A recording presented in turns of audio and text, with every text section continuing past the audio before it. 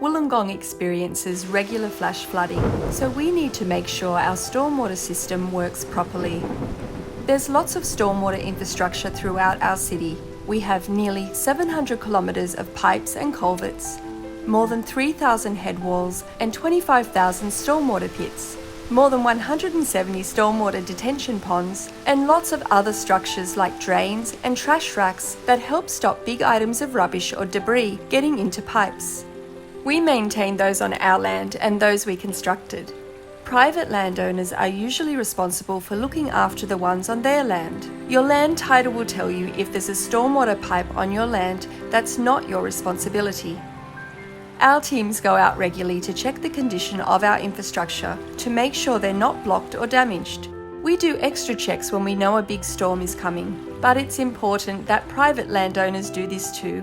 You might need to hire the services of your own engineer or plumber for advice on maintaining your drainage system. We encourage community members to let us know when something of ours needs fixing. So if you see a blocked drain, debris blocking pipes, cracked or damaged pit covers, or other stormwater structures that need repairing, then contact our friendly customer service team so we can look into it.